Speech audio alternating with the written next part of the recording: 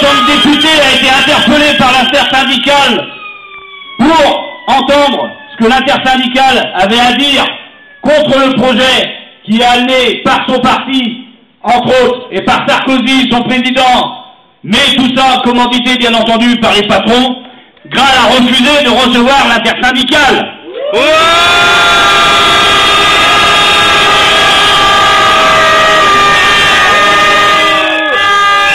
Entre autres, il faut savoir aussi que Graal est le numéro 1 de la fédération de l'UMP dans le Morbihan.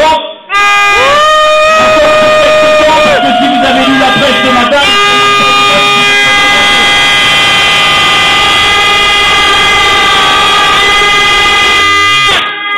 en tout cas, vous qui représentez les salariés, visiblement la couleur de l'UMP vous convient pas, parce que vous l'avez largement recouverte de vos couleurs syndicales et de vos organisations syndicales, ce qui est une bonne chose. Voilà.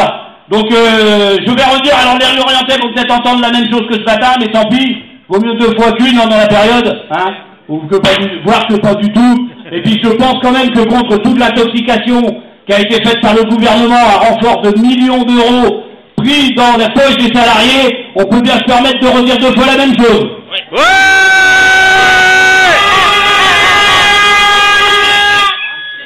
De plus, la population est largement derrière nous.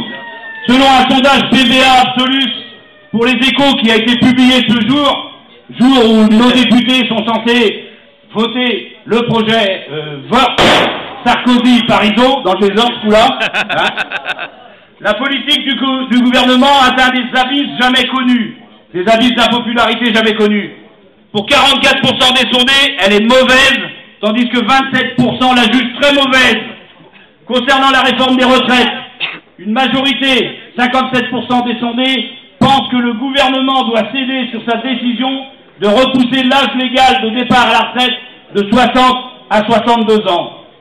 Une majorité plus large, 65%, lui demande de reculer sur le relèvement de 65 à 67 ans de l'âge